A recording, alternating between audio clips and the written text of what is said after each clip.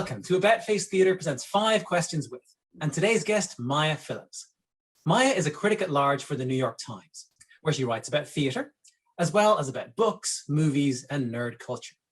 Her arts and entertainment journalism has appeared in The New Yorker, Slate, Vulture, The Week, and American Theatre magazine, among others, while her poetry has appeared in the American Literary Review, the Gettysburg Review, and the New York Times Magazine. She is the author of the poetry collection Erou, and which has been was nominated for the Penn Open Book Award, and also won the Balcones Poetry Prize and the Poetry by the Sea Book Award.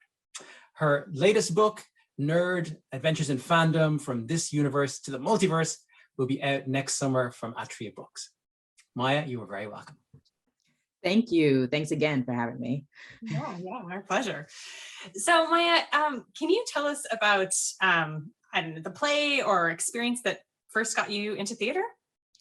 You know, I wish I had one kind of concrete origin story for myself, but honestly, I don't really remember there being one singular moment. I do remember in general, you know, I grew up in Long Island, suburbs outside of Manhattan, and my parents always hated Manhattan, but I loved it. So whenever we would go for like a big Broadway show. And I remember, you know, seeing like The Lion King when I was young, and going to see Phantom, and like all of these kind of Broadway standards that I think I loved the experience. And it was like the whole spectacle of being in the city, being in Times Square, and like seeing these performers, seeing these elaborate large stages, and like being in that space, that it became associated with like, you know, a joyful experience in my mind. And I think I've held on to that. And of course now, you know, I got to a point where I discovered that there was more beyond Broadway, and there were like, you know, there's like actual literature too. Not to gripe on Broadway, but you know, I think from there, and I also went to a very theater heavy college where there was a lot of performing arts kids singing in the hallways and whatnot. So it was very much in the culture there. So that's also where I kind of came to my love of theater. Fantastic. Yeah, that's great stuff. Okay, Maya, so obviously we're talking about The Lion King and the other Broadway musicals being a big influence, but what's a great play that you love and why? This is going to be such a corny answer, but I mean, talking about early love for theater, I was such a Shakespeare nerd even as a kid. I read Midsummer Night's Dream. I think that was my first one. I read it when I was like maybe 11 years old, and it was a struggle. It was a struggle at the start. I remember I even like memorized one of like Helena's speeches. It's like I was a special child, but Hamlet has always been my all-time favorite play. I could go through like marathons of Hamlet. I know it's a long play, but I will happily sit through as many incarnations of Hamlet as I can. But for a little bit more of a contemporary example, not that much more contemporary, but I love The Seagull, which is also in that kind of same sphere of moody, artistic, existential, querying kind of theater. Yeah. And both with plays within a play. Yes, I do have a weakness for plays within a play. I love it. So then, can you tell us about a time, you know, in your theater life where things turned out differently than you expected them to? Well, I feel like this the question has like a negative connotation, but I'm going to do a positive. Absolutely. Okay. Great. I would just say that honestly, the position I'm in now, like years ago, I kind of imagined being a theater critic. I'm like, oh, I love seeing theater. I have thoughts. I love writing. It would be great to do this as part of my everyday.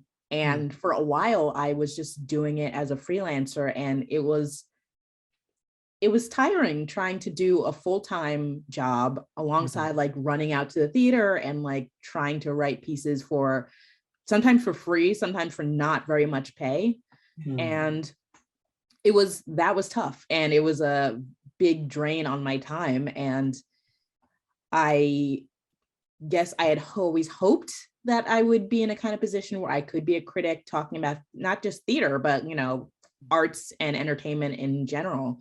And the fact that I'm here, as a pretty young person at the New York Times doing this, and like, I have 1, 2, 3, 4, 5. I have 5 shows to see this week, and this is like a normal week. And so it's such a pleasure that, and as I said, something that I didn't expect happening. I wasn't sure would happen, and especially wasn't sure it would happen this early on in my career. Yeah.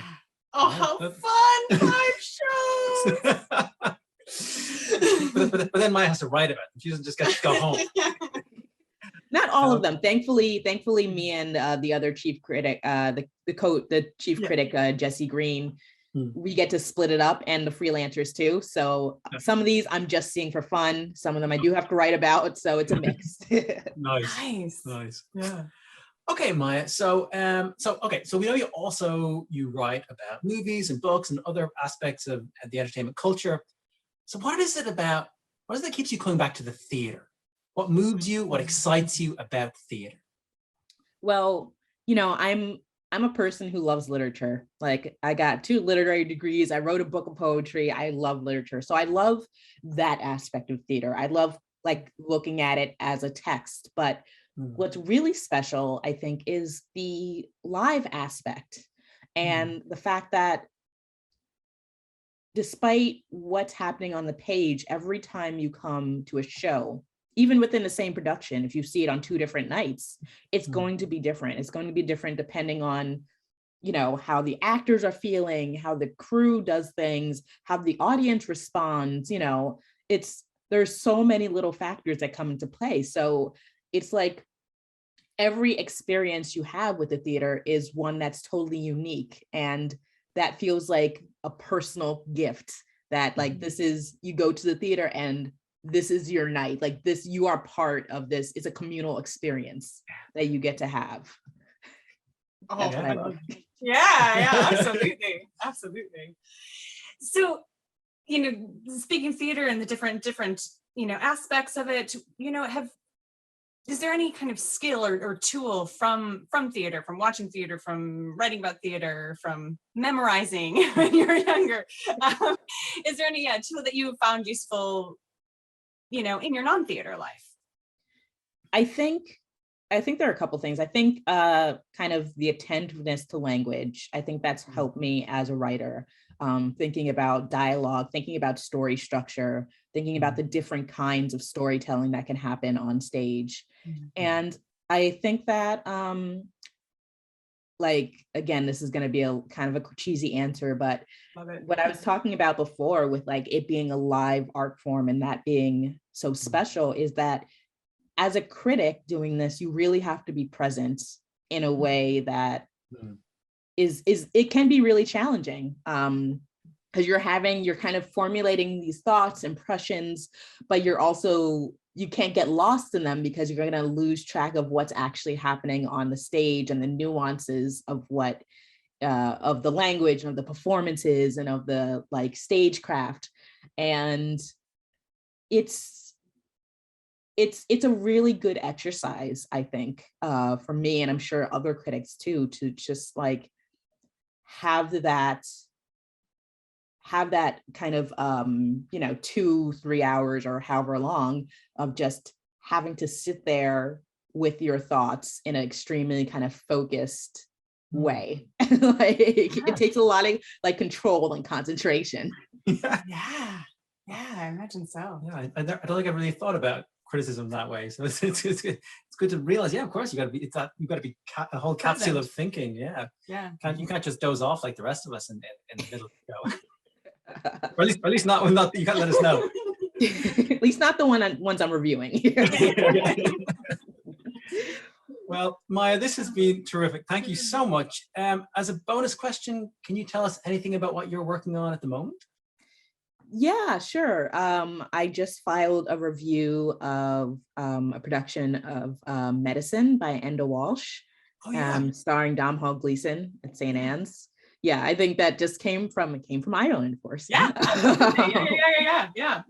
So that's the one, and I'm working on a Disney movie review of Encanto, which is coming out at the end of this week or next week. So that's what I've got on my plate right now. That's great. Those two things do definitely do not go together. So that's you get to write on a range of things, Maya, which is pretty fantastic. Yeah, that's great. Yes, it's great. Yeah, I love it. Oh, Maya, thank you so much. Thank you so much for joining us. We so appreciate having you here. Thank you again. Bye. Bye. And thank you to you, the audience, for joining us. If you enjoyed the interview, please like below and share, because we believe theater makes life better. See you next time on AboutFACE Theater presents 5 Questions With. If you've enjoyed this video, please subscribe to us on YouTube, like us on Facebook, and share. Thanks for watching.